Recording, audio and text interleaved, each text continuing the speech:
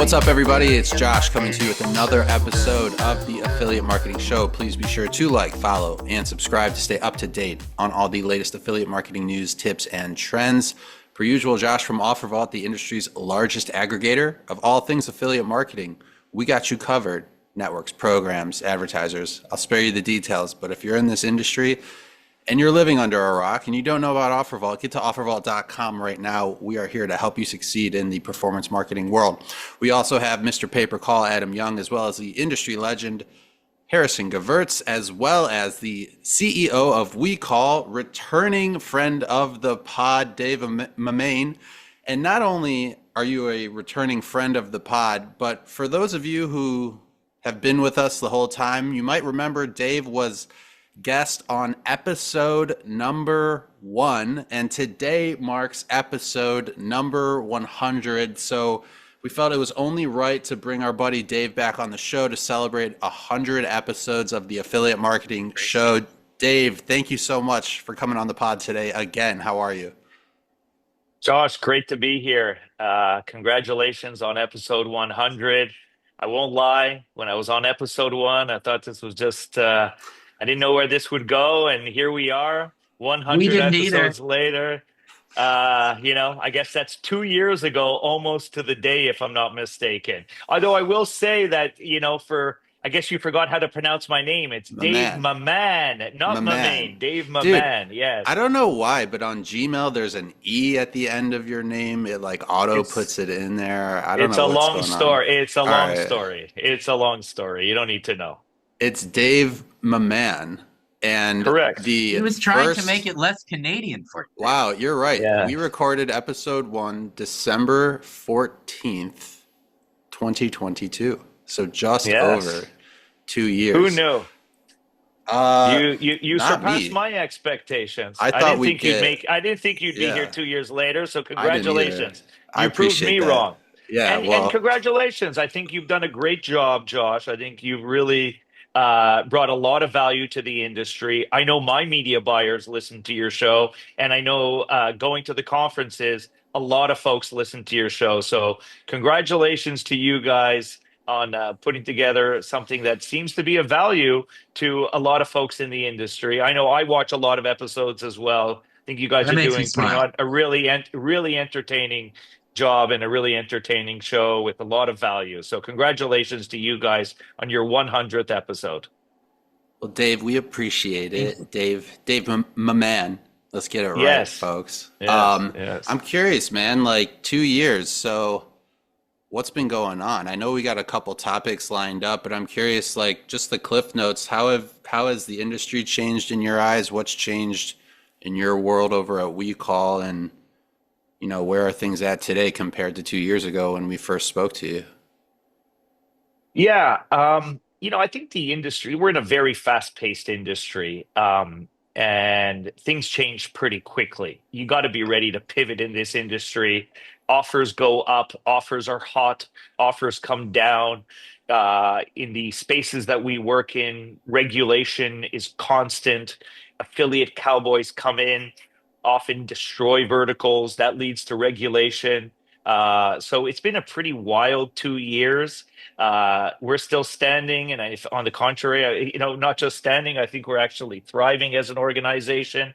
I think that over the last two years, we've grown substantially as an organization. I think that there's always going to be change in this space, and I think those that pivot best are going to be the ones that find themselves on the winning side. When there's regulation, that leads to change. Those who conform to those changes best, often that type of change leads to consolidation. And those that make the best adjustments end up coming out on the winning side. Whenever there's change, there's winners and losers. If you listen carefully and you make the necessary adjustments, you'll find yourself on the winning side. I believe that we found ourselves largely on the winning side of those changes.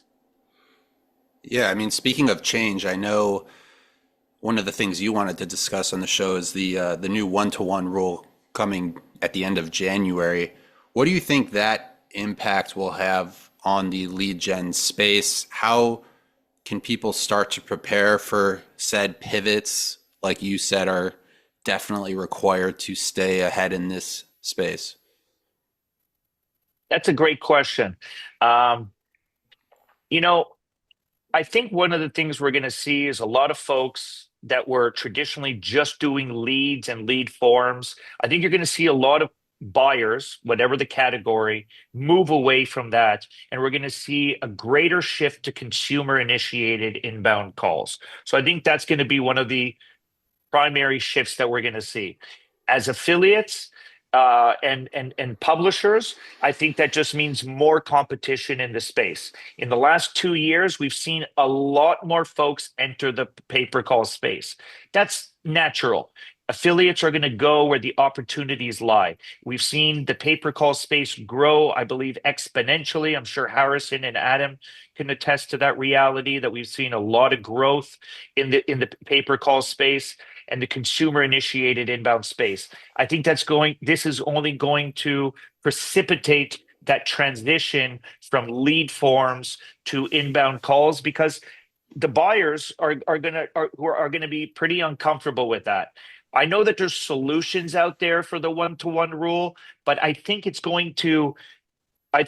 side of the business, purchasing leads, outbound dialing, is going to continue to get smaller as a consequence of this, just from a risk aversion and a risk mitigation from the buyer level.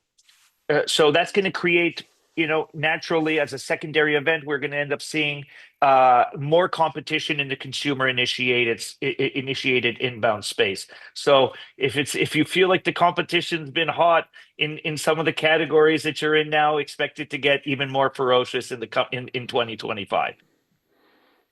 Harrison, you have anything to add on the one-to-one stuff? No, I think he's right. And I just wanted he's pretty much said everything I thought. And it's funny because we've talked about those changes in the lead gen rule changes and the industry changes in general over the years, years now of this podcast. And we've literally talked about how those that adapt and are willing to change and, kind of work with the rules changing and evolving are the ones that succeed versus those who just try to stick to their old ways always sink. And to see someone who's truly an industry leader like Dave come in and say, yeah, you just got to adapt and figure out what you're doing, makes me really happy, because it shows like that's what you got to do. So there's people out here that are stressing out about regulatory changes and stuff, and then you got people like Dave that are like, fuck that, let's just figure it out and make more money. And that's Chaos really what you have creates to do. opportunity, man. Chaos creates opportunity. It's really how you view it and how you adapt to those changes, and that's what's going to define your future. Yeah. So I know this is a super busy time for you, Dave. I want to kind of talk about where things are at with AEP Medicare now, as well as, where you kind of think they'll be a year from now. This AEP was probably for affiliates was probably one of the most challenging, if not the single most challenging AEP in Medicare. The reason being is that there was a lot of disruption in Medicare plans. There's somewhere in the area of 65 million Americans or seniors on Medicare, and about a third of them had their plans either canceled, and I think that's somewhere in the area of 2 million, and another 19 million saw their premiums increase by 30% or more. That created a lot of natural organic news about Medicare, and a lot of consternation and a lot of concerns by Medicare beneficiaries. That led to a higher receptivity to direct buyers, direct internal media initiatives, and there was an overflow of calls going into the call centers. As affiliates, we are sort of a lever to fill those gaps for them to supplement their internal initiatives. That lever wasn't as prominent or as necessary this year as a consequence of what I just described. So it was a very challenging AEP. Going into 2025 and SEP or open enrollment period in Medicare, I think that we're going to see, traditionally, the direct buyers do less internal advertising. So I do expect them needing third-party affiliate calls or partner calls from the industry and from affiliates more so than they did during the annual enrollment period. That being said, we are seeing more regulation. We're seeing the U.S. government sort of crack down on the Medicare middleman, and they're trying to reduce their commissions. That's forcing our clients to be, I guess, more CPA sensitive and more sensitive to operational costs. So it's putting a really big squeeze on CPA goals for an industry that historically has faced a lot of challenges achieving profitability. So already an industry that's facing a lot of challenges achieving profitability is going to experience an even tighter squeeze. Well, that's going to trickle down to the lead providers to reach an even lower CPA, and that could put a lot of that could be that could make things very, very challenging from a profitability standpoint for lead providers to be able to help achieve that. That's going to put a lot of downward pressure on pricing in an oversaturated market. There's already too many calls on the market. That could put a lot of downward pressure on pricing, which is similar to what we saw during AEP. I expect that trend to continue in 2025. So do you still think it's like a good vertical for affiliates to get into? I mean, if the CPA rates are going to be so low and so much pressure coming, from the top down, would you, still suggest people get their feet wet in that, or it's really for the experienced guys and gals who kind of know what they're doing already and have done it for years?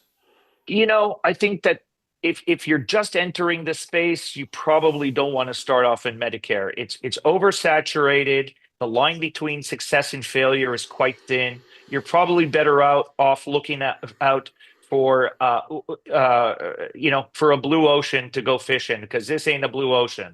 It's an overfished ocean right now. There's an oversupply on the market, and the pressures on and that naturally is going to put downward pressure in a supply demand type of market, combined with the regulatory pressures, the regulatory environment, and the regulatory pressure to reduce agent commissions, which is going to trickle down to the publishers, and an insistence or demand for an even lower CPA goal. So it's become tougher than ever to find success and profitability in Medicare, all the while obviously maintaining compliance in a very highly regulated category. So it's pay per call. It's very advanced pay per call. You better be damn good at what you do, or you could really crash out and burn, and either and face some serious consequences. I would certainly not expect, I would call that expert.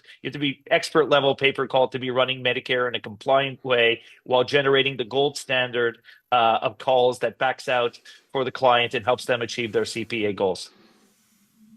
You got to be a Harrison Gevirtz level pay per call affiliate, right? Yes. No, yes. You got to be a Dave Maman level pay per call affiliate. I'm not a media buyer. I'm just the CEO. But it's Maman. It's Maman, yeah. Harrison. Wow. Okay. God I think damn. it's true, and it's funny you mentioned that, because I typically will tell people, like, hey, don't just jump into the most competitive vertical. Find something that's less popular. It might, Sure. it might take a little time to figure it out, but you should do that. You know what I mean? It's like the easiest way to try to make a little bit more money is just to be a little bit smarter about it. You know what I mean? Sure. Sure. Um, When I first started in pay per call, I started in home services, and we started in pest control, which is still pretty competitive. You know what I mean? But it's not Medicare. But home services, for anybody starting off in pay per call, I would recommend home services. Google search is pretty, it's easier than having to create, this compelling creative and become a short form storyteller or video and graphics. Google AdWords is pretty straightforward. Home services is pretty straightforward. If you're gonna, if you're gonna cut your teeth, you'd rather be doing it at $4 per click instead of $15 or $20 per click. You're gonna make mistakes. It's better to make mistakes at $2, $3, $4 a click than to be making it at $15, $20 a click. So for those who are starting out there, I would recommend home services. That's where I learned, and I had very modest goals, and here we are 6 years later, and doing just fine. And we graduated to more complex verticals. Going back to everything you said about Medicare, where it is, where it's going, does anything change when we're talking about ACA, or do you feel like they kind of go hand in hand and the same challenges present themselves to both? I think there's parallels, but they run very differently, right? I think in Hey guys. Oh, hey, Hi, Adam. Adam. Mid question, mid answer, just hopping in. No big deal. What's up, man? I Love was it. just hanging out. It's our 100th episode. Congratulations. Thanks for coming back, Dave. We missed you. And then Happy to be Joe here. and Fernando from DMS just randomly show up here at Look the at Ringba that. house. So, what's Hey up, guys, What's up, How Dave? you Good to doing, see you. gentlemen? Good to see you, Yes. Mr. Borghese. How are you? Joe, how are you? Nice to meet you. nice to see you guys on the podcast, 100th episode. Congratulations. Big milestone. It is. We did it. Yeah. All right, guys. So Yeah, real quick, tell us what's going on in your world, because I know your time is limited. You got to see the house, and that takes like at least 2 hours to walk through. So what's going on in the DMS world right now? Well, I guess first I'll just start. We're admiring all the goat plaques on the wall here. So we're trying to find where our DMS one is. But I heard our guys didn't apply yet, so we have to. There's one waiting for us. So we want to see our names up in here as well. But sure. listen, we're getting focused on next year. We're narrowing the focus in our business. We're focusing on our vertical marketplaces. Insurance is key for us. Insurance, education.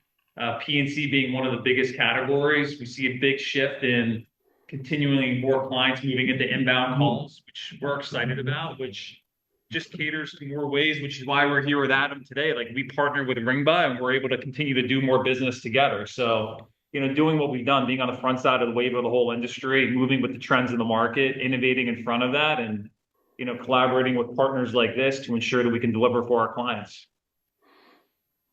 I got one more question for you. What would you say to the industry and people who are just kind of getting started going into 2025 in terms of, the key things they should really be focusing on to find success in this space? I think the obvious one is the FCC one-to-one consent issues coming to a head here in 5 weeks now. Yeah, we were just We're all talking head- about it actually. Yeah. I mean, we're all heads down focused on making sure that that is executed on and we have processes in place to optimize against it, because I think we all know the value of champion challengers. So number one, getting that right for anybody that is living in the middle of any marketplace type solution where you're dealing with leads, clicks, and calls obviously being central to our presence here in the Ringba offices today. But there's the lead click component, and leads is a part of the equation, because in some instances, to run a balanced marketplace, you can't do it without leads. So making sure FCC one-to-one consent is right, that's critical for us. And I think a lot of other people have a focus on that too. And it's coming quick. We're almost there. Harrison, Dave, you guys got anything? No, I think like what I said earlier, if you're going to try to stick to your old ways and not try to at least move forward and adapt and shift your, and shape your business into the way, not only, the regulatory changes, but also the way buyers are working with their sellers and stuff, you're going to sink. So, you got to put your head down, you got to hustle. But if you do that, you're going to come out ahead and even stronger and, have a bigger, better business by doing so. Yeah. Harrison, Chaos you couldn't creates have said it better, opportunity. because Fernando and I have been doing this at DMS since 2012. It's 13 years. And honestly, we wouldn't be here if we didn't have that attitude that you just highlighted, which is the constant desire to innovate and adapt.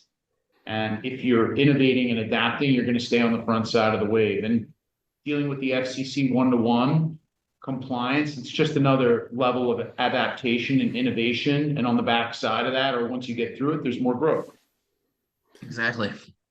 So Joe and Love it. Fernando, love for you guys to hang out with us as long as you want. Feel free to bounce whenever you want. We do have a couple other general topics that you guys, I'm sure, could easily We and. gotta go to the meeting. I appreciate your hustle there, though.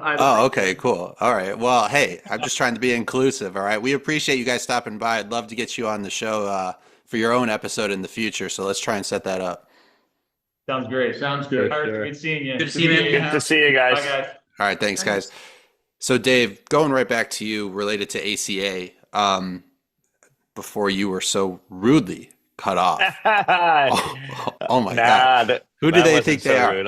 I'll take it. That was a feel nice, I like it. Let's call that a cameo appearance. I wouldn't call that rudely interrupting. good. I like it. That was cool. That was was great. good. I liked it. Do you feel like all the issues related to Medicare current and coming up kind of tie into ACA? Any big differences in your eyes?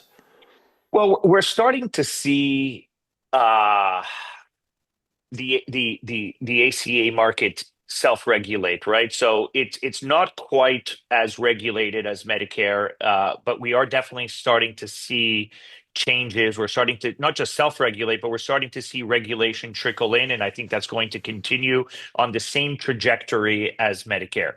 Medicare was, unregulated advertising. We're seeing that currently ACA advertising is more or less unregulated.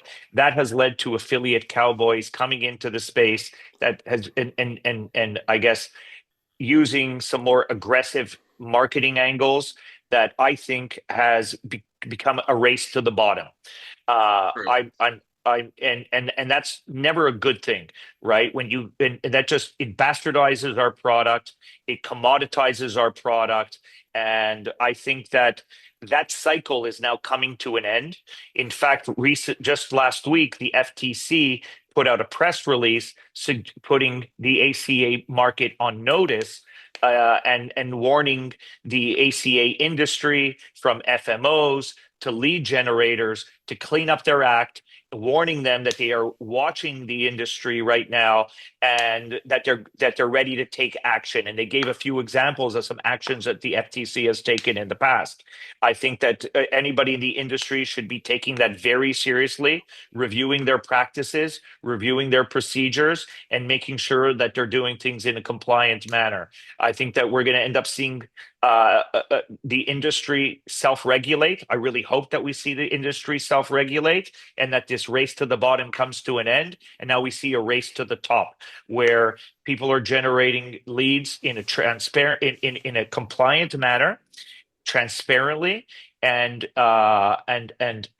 where quality, compliance, and service are going to become more important than just the commoditization of the cheapest possible call. And I think that we are going to see a shift like that occur in Q1 with folks trying to get a higher quality, more and compliant call, and a greater emphasis and concern for quality and compliance. So I think that's just following to your point, to your question, that is following the trajectory that Medicare went on. And I think eventually we're going to see CMS apply the same regulation, where you're going to have to submit your ads to CMS, receive SMIDs, and go through the entire compliance process with CMS. And they're going to put that onus on the e-brokers, on the call centers to manage that process. And you're going to have more oversight and more regulation. I think we very likely are going to see that in 2025 is my prediction. Yeah, with so many, having to pivot, stay on top of changes in the industry and stuff, I feel like diversification is super important. In your eyes, A, would you agree with that? And B, what can people really do to kind of actually diversify themselves to, mitigate the risk that they're exposed to? Right. Now, that's a great question. And that's something that we've been really focused on at WeCall, is diversification, because, we've all been there. We've all seen the consolidation within Medicare. Again, there's winners and losers. I think we saw similar consolidation in ACA this year, where some affiliates would even say that ACA collapsed. ACA did not collapse; it got consolidated. Now it still may be smaller than what it was, but you just don't want to have all your eggs in one basket, right? So I'd rather have a four-legged table than a bar stool. A bar stool, like not a bar stool, but a bar table with a single. You cut that one leg, well, the whole table's going to fall down. If you're diversified across verticals, well, if one vertical goes down, at least you have others propping you up and help you face your operational expenses. Whether you're a one-man show or a 100-person operation, I think it's important to be diversified so that inevitably change is going to come, and you got to be ready to face that change. And the best way to have that is to still have positive cash flow coming in from other areas.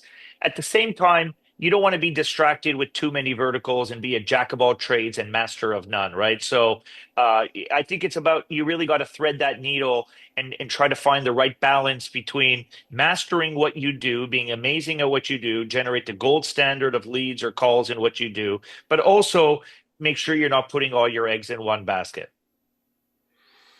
We talk about it on the show quite a bit, the importance of relationships in business.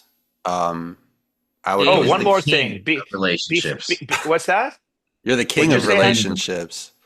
Right. But hang on. Before I say that, and I think diversification matters not just in the verticals that you run.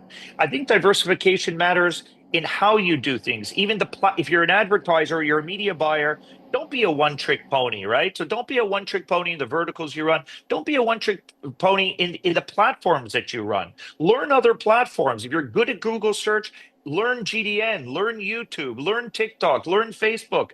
Your account could go down. The more you're diversified, the wider your skill set is, the wider your talents. Certain products, even certain verticals, are better on certain platforms than they are on others. We're always exploring ways to, like, we do television, we do radio. We look in areas that other people are not, and you get new audiences. And certain products work better on certain channels and different platforms than others, and you could find better opportunities, better margin.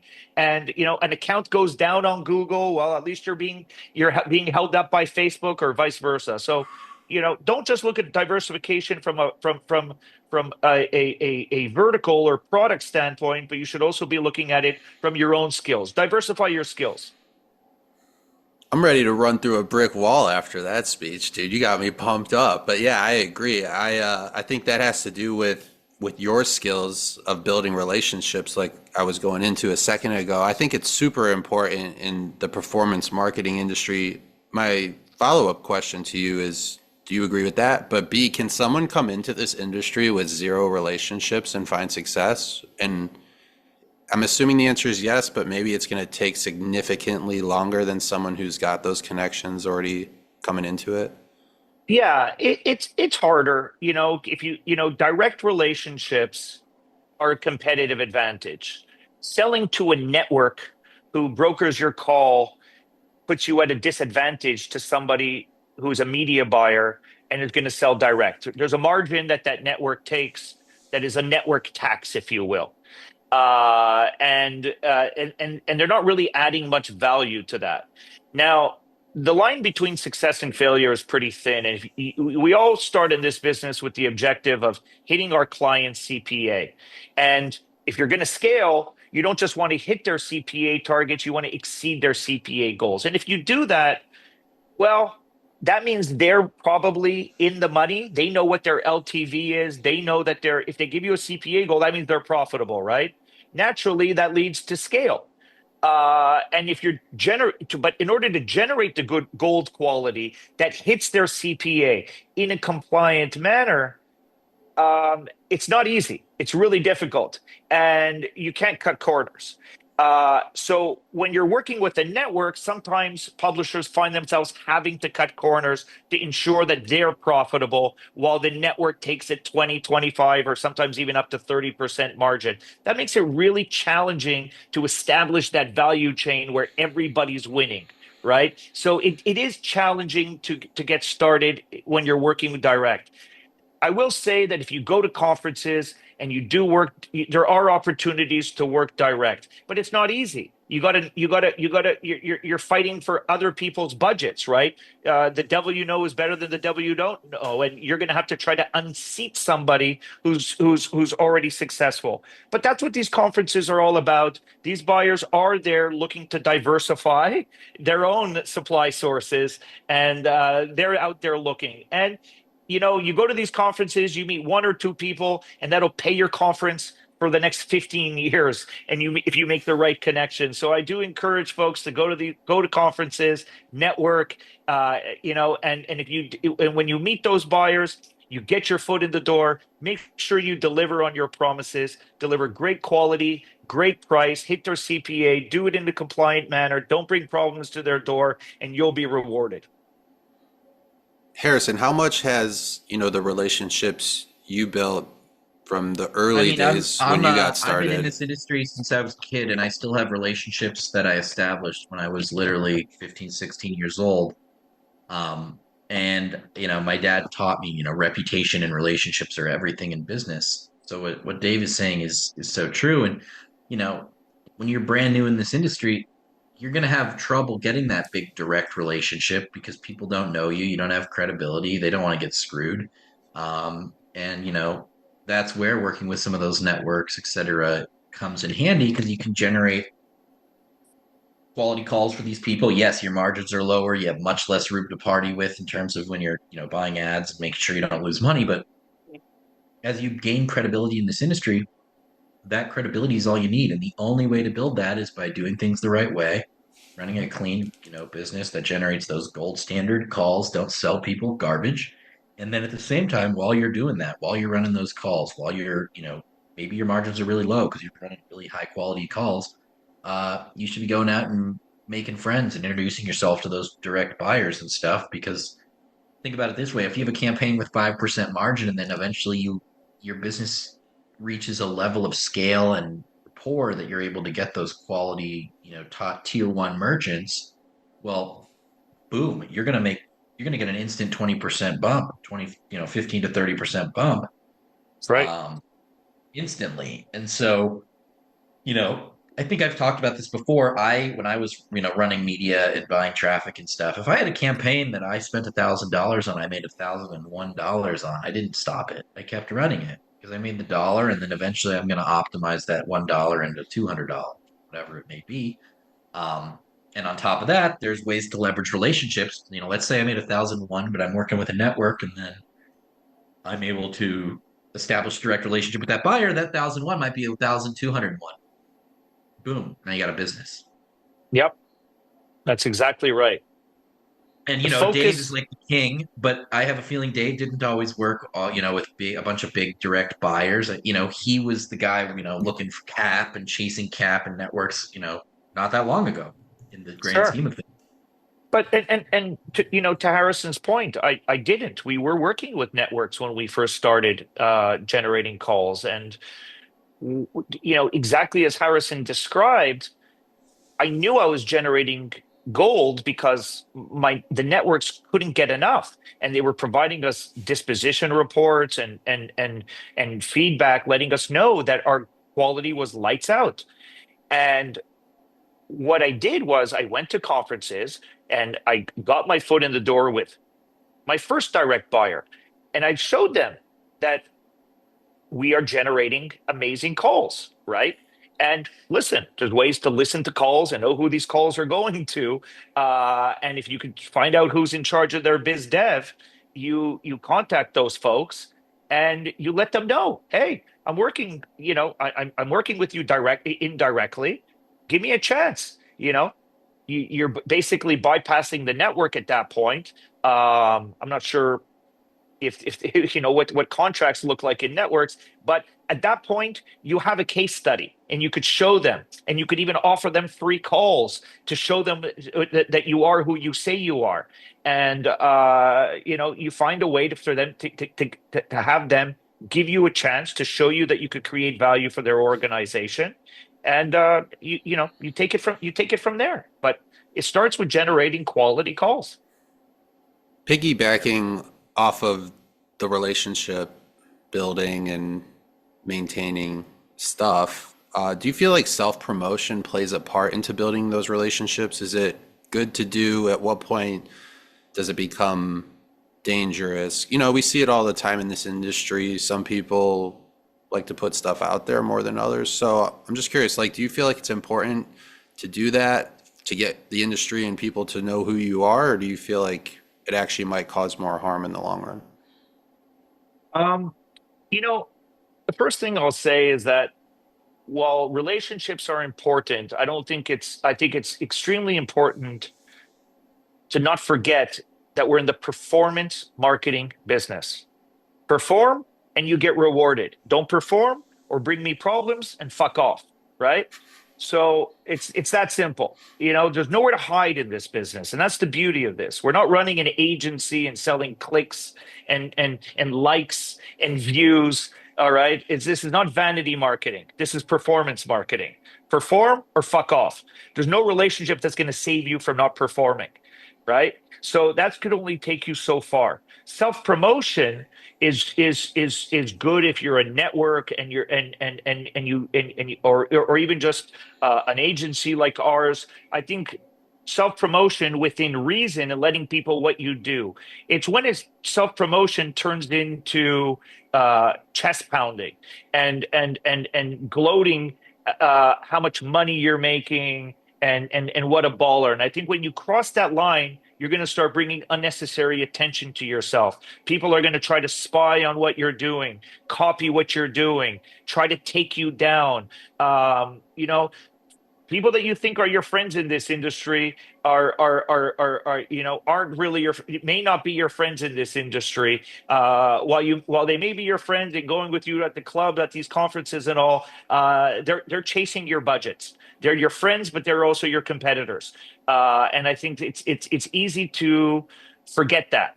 And God knows we've all seen that in this industry, or we've all heard stories of folks in this industry where you think you have a partnership, but they're fair weather partnerships. And so long as you're making it rain, they'll be there. But if there's an opportunity elsewhere, that friend all of a sudden could become your competitor, or your enemy, frankly. So you got to be careful.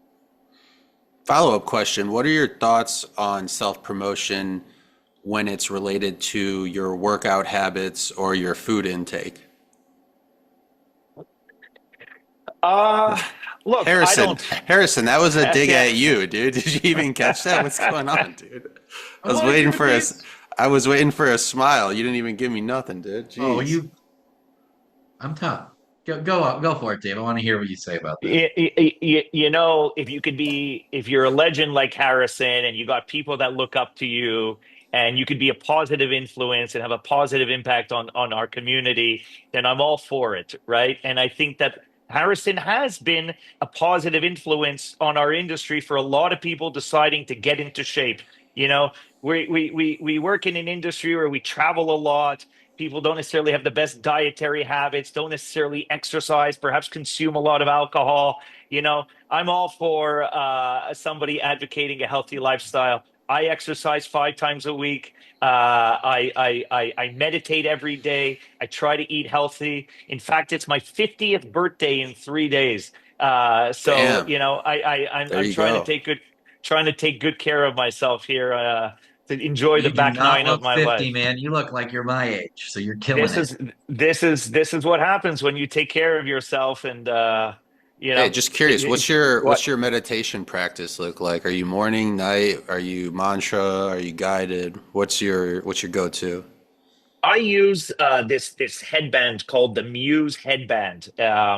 It's a guided meditation with biofeedback. So you put it on your head and it's got auditory feedback. So if your brain starts wandering and you start to have activity, it starts, like, the soundscape starts to get louder and reminds you to come back to your breath. So I focus on my breath. It's a timed guided meditation with biofeedback from the headband. It's called the Muse meditation headband. I've been using it since 2015. I meditate every day in the morning for 20 to 30 minutes, sometimes in the evenings, but more often than not, first thing in the morning. It calms my mind and allows me to focus pretty intensely. Yeah, I've been way out of my game, dude. I was every morning for a long time and I dropped the ball, but I'll tell you this, when I'm in it and I'm in my routine doing it every day, everything seems to flow and fit together a lot better throughout the day. It does. It's made me a better entrepreneur. It's made me a better husband, a better father. I wish I had discovered it when I was younger. It's certainly one of the most transformative habits that I've taken on in my life. Probably one of the most impactful habits that I've ever taken on in my life is daily meditation. It's exercise for your brain. People think it's just like a calming exercise. It's an exercise for your brain. And it's easy to get to a point where you're like, I don't really need to meditate anymore. But the less you meditate, it starts to build up like dust bunnies in your brain. And then all of a sudden you get all foggy again. And that's not something I enjoy. I really enjoy the clarity of mind that comes with daily meditation. Well, 100 episodes, Dave. And amazing. You are a bookend on all of it. We appreciate you coming back on the podcast. For myself, Josh from OfferVault, the industry legend Harrison Gevirtz, Mr. Paper Call, who had to leave a little bit early, Adam Young, as well as the CEO of WeCall, the man, Dave Maman. Let's make that paper. Let's make that dough. This was the Affiliate Marketing Show. We will see you next time.